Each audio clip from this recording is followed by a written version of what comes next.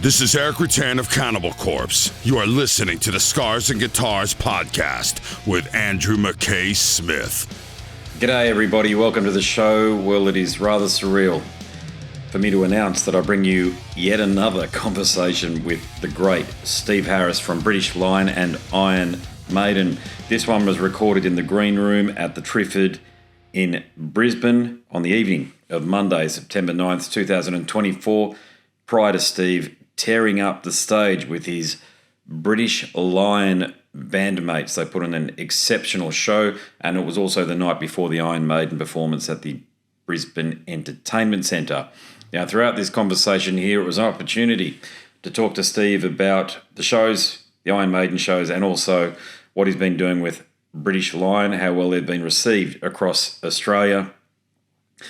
It's also a great opportunity to dive into some of the subjects that I didn't get to cover during the first interview, such as his relationship with Bruce Dickinson, those Lado basses that were a part of the artifacts on the photographic artifacts on Powerslave, and much, much more. Just a heads up, I had hoped to bring you a video interview. Unfortunately, that couldn't happen. Either way, I recorded this chat using my trusty Zoom H6, and here it is, my second chat with Steve Harris from British Lion and Iron Maiden. All right, Steve Harris, London, New York, Amsterdam, Los Angeles, now famous in Brisbane, Fortitude Valley. How are we treating you? Yeah, so far so good. Yeah, I like it here anyway. It's a good place. It's one of my favourite places. Oh, great. Okay, great to hear. Fantastic. Given you travel all over the world, we'll take that, no doubt. Yeah. The British Lion shows. Now, I understand a lot of people are coming here because of the Iron Maiden Association, of course, but... Well, maybe not. Maybe not. I don't know. I mean, it's... I suppose we've been going long enough now for people to discern whether they want to come see us or not, you know, with a couple of albums out and stuff. So, yeah, there'll be a couple of Maiden shirts in the audience, I'm sure of that. But these days it seems to be finding its own audience anyway. There you go. Okay. In terms of the audience response, which city has given you the best reaction on the British Lion front so far? Well, on just on this part of the tour, or yeah, because Australian shows. Yeah. Okay, that's a tough one. I think. Yeah. See, the thing was, I think probably that there was more people in Melbourne, so they probably had the edge because there's more people. But I thought we played better on the two shows before that. And I came off thinking that we weren't as good as we usually are. And then everyone said they thought we were great. So I don't know. I mean, what do I know? But yeah, I think they've all been good. And even like in Adelaide, where we didn't have as many people, the reaction was really, really good. So I've been happy with our reactions everywhere, really. And what about which songs have been giving the best audience reaction? Do you think, like, you know, there's peaks and troughs on Muso too, so I feel that. So from your perspective, which songs in the catalogue are resonating? It's hard to say. It's quite a long set, really. It's like, well, it's an hour and a half, so, you know, you're going to have a little bit of ups and downs in the way the set's balanced. You can't keep it, you know, going up all the time, all the way through the set. It's not possible. I don't know any band that can do that, not even Maiden. So you always have a kind of a bit of a up and down during, and that's kind of how you plan the set out. And so normally we try and sort of hit in with two or three. It's the thing with Maiden, really. You try and hit in with two or three songs at the beginning, and then you kind of maybe ease off a little bit and take it somewhere else, a bit of whatever. But I like the audience participation ones. I think Last Chance of You goes down with a bit of a single and beginning and all that sort of thing. But it can vary, actually. It depends whether people know the songs on. And some people do know them. Obviously, the ones at the front are probably more the hardcore types who maybe this has failed quite a few times. So, and also we got a couple of people that have been following us around, you know, since Europe as well. Out there. I know, it's crazy. So, yeah, they know all the words. And that's nice because sometimes you go somewhere and you know, kind of feed off that. And if there's not many people singing the words, then you kind of feed off them as well. But yeah, it's nice to see that there's people really, even if they don't know this stuff very well, they're reacting positively to it anyway. And absolutely. So their reactions so far, they're really, really good. I'm really pleased with them. I shouldn't say that now, should I? Well, not touch wood. But yeah, tough word, yeah. But no, it's been good. What about the Maiden side of things? Australia, correct me if I'm wrong, I feel like Australia has, we're strong all over the world, but the diehards, like we do, we love you guys.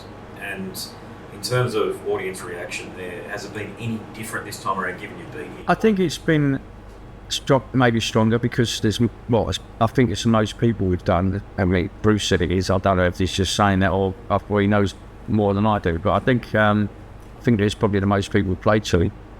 So from that point of view, there's more people. But that doesn't always mean the reaction's better, because sometimes when you've got a smaller audience and you've got the hardcores there, it's more like a sort of a hardcore kind of reaction. So you get people coming on and checking it out because they just want to sit on the fence and they come and check it out. You're not going to get as big a reaction out of it. And so it swings around about us really a little bit.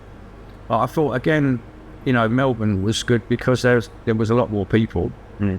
And both nights were good. I thought, from our point of view, playing-wise, I thought we played really well on the Melbourne first one.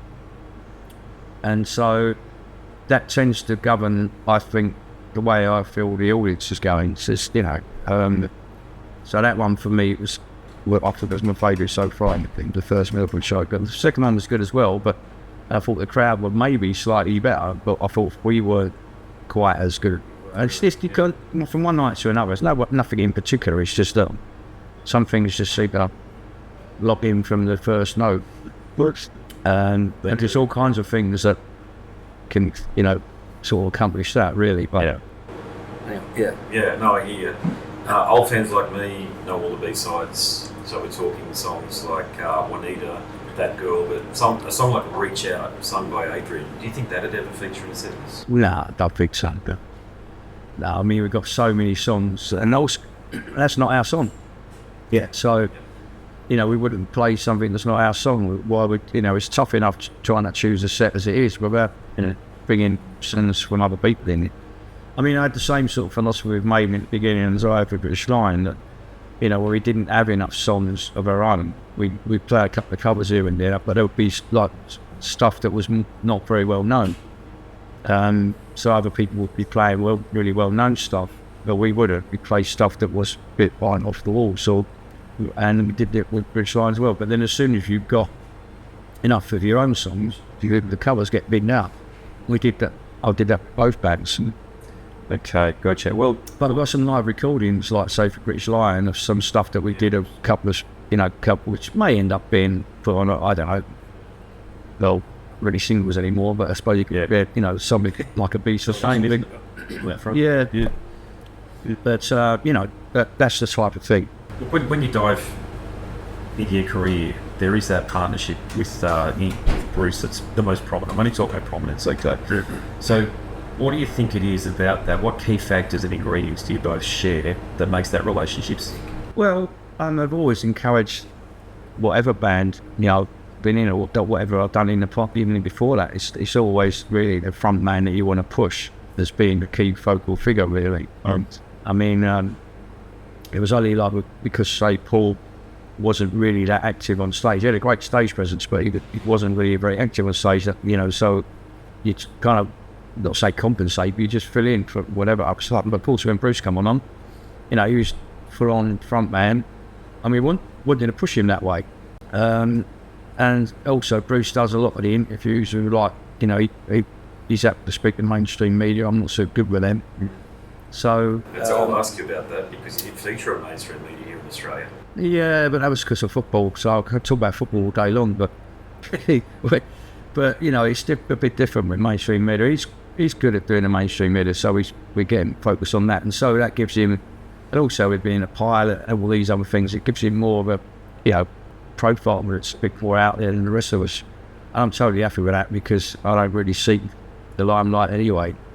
Well, that's interesting. I'm going to ask the question anyway, okay? Because look, I'm sure you've got some awareness of these things, but you are a figurehead, not just in heavy metal, but in rock and roll. You're one of about a dozen people that people know by name and they know the association. Yeah, but I don't call mainstream media, and I don't call I just I've been asked to do loads of things on mainstream media, and unless it's got a purpose, like I've been asked to do lots of football programs, for example, And I don't really do them. And it's like, if there's a tour coming up or an album coming up, and it's something that's important for us to promote or whatever, then maybe I'll do it. But just to go and do stuff just for the sake of it being like celeb type stuff, I'm not into that. I've never been into that. So that's not me. But that doesn't mean to say that someone else can't do it. And Bruce is good at that. And so, it all works. Actually, I meant to ask you about the covers before we moved on to another topic, but there is an Australian song by an Australian band that you made all your own, so that's not going to feature the Skywalk song. Women in Uniform. Well, actually, I think they're from New Zealand. I think you'll find Skywalk. No, it's Aussie. That's really? Split Ends. Oh, Split Ends. Sorry, I'm thinking. Sorry, I'm Split Ends. Yeah, Split Ends. Yeah, easy to confuse the two. But yeah, Skyhooks. Yeah. Okay. Well, I mean, to be honest, I'll be totally honest. I didn't want to do that song really to start with because I didn't think it was really us. But I thought, well, we'll try it. We'll give it our own treatment, which we did, and it worked out okay. But it's not something I really, I it's one of those times when I did a compromise and I'm going to get to my own gut instincts, and I probably shouldn't have done. Yeah, I read about that. Yeah, it is. But that's how I still feel about it, really. I mean, it's still alright, and it's a good song, but I just do think it was right for us, really. And that's what we sort of maidenised it, if you like, to a certain degree. It's quite different to the original. Yeah. But anyway, yeah. So. Well, I don't think a lot of the audience would probably even know it's a Skywalk song, to be honest with you, in Australia. I mean, a generation since long moved on from. Well, it's a totally different type of song the way they do it originally, and obviously didn't intend it to be like the way we did it. But I just tried to put our stamp on it because it didn't feel comfortable to start with. So I got it feeling a lot more comfortable. We're not 100% comfortable then. We're talking about a song that you do own, which is right in your wheelhouse, and as a bassist, it's right up there in my top three. Blood on the World Hands. Unbelievable intro on that one there. Will that feature, do you think, on the sets? I don't know really, because obviously that was the Blaze area. It doesn't mean to say it won't get used. It's just that there's so many songs to choose from. And I enjoy playing that song, not just because of the intro, but I think it's got good melodies and stuff in it. But whether we'll end up doing that, I would probably not. Yeah, fair enough. Yeah. But you never know. Lado basses, I know you played them because they're in the Powerslave or the media artwork, was released. I found some old stuff. And, do you still have them? Do you still own them? I've still got them, yeah, of course, yeah, I've still got them. Joe Lado, I mean, he was great, he was really good, and I tried them out, and they worked to a certain degree, but they just didn't feel, I mean, they're fantastic looking basses, and they sound really good too, but they just didn't feel right for me on stage. I just feel comfortable with the Fender position, so that was it really. Yeah. I tried lots of different makes of basses over the years, and once you start doing well, people want to start throwing gear at you of all kinds, but I won't put my name to something unless I'm going to use it like all the time. Like the Tech 21, for example, it's not a sales talk. I'm using it now. I use it for maintenance as well. I'm using it as a DI sort of thing as well. So it's actually that I can say, because I do use it. So I'll talk about it and say, whatever. I think it's a fantastic piece of kit. But other things that I've been offered to use, and I mentioned no names, but it's very nice that they come along and say, do you want to use this stuff? And I go, yeah, okay, I'll try it. But if it doesn't feel right for me, I'm not going to put my name to it or start pushing it, because it's not something I believe in. Well, not for me anyway. It might work for someone else, but if it's not right for me, then that's it. They were thrilled with the mention during the last chat, by the way. They contacted me and actually shared a reel and stuff, so I was stoked with it. But it's a good thing because it lets people know that there's another bit of equipment out there that if someone wants your sound, well, this is how to get it. There's a lot of people. Well, it's like the EV speakers. I've used EV speakers, well, for God knows how long. And that's what I'm trying to recreate with Tech 21. I've got 810s behind me, like here, because they're easy to get. But they're not really my sound. Tech 21 gives me very close to what my sound is with the EVs. Yeah. I mean, not 100%, of course, but, it's very, very close. Yeah. So it makes it workable. It means I can, so if the equipment's not going to be there in time because it's travelling, mate, I can't get that stuff out or whatever. And in Perth, I was able to use it because we were already there for a few days before. Yeah. But when we're travelling, just whatever, and I'm doing gigs literally on days off, the gear's not going to be there yet necessarily. So I have to use other stuff. And if I travel to South America or something like that, where it's just with Rich Line on our own like we've done before, I can't always get EPs, and not easy to get in some places. So that's where the Tech 21 came in, and thank God. That's what we say. Concept albums. Seventh Son is a certain type of fan looking on, loves that album dearly, but would love to see you dive into a concept style piece again. Now, I know you've touched on it with some other albums. Yeah, but these things happen naturally. You can't just sit down and think, right, we're going to write a concept album. It doesn't work like that. So with Seventh Son, it came together very naturally. So started off with one or two songs, and it just took the theme kind of through it. You know, yeah, loosely in some cases, but took the theme through it. And but it wasn't something we said, oh, right, we're going to sit down and write a concept album. You know, it just never done that. We've never pre-planned what we do with the music. Sometimes we might have a bit of artwork we think, well, you know, might work for something, but in general, you know, with the music, it's always like we just know what we're going to do next.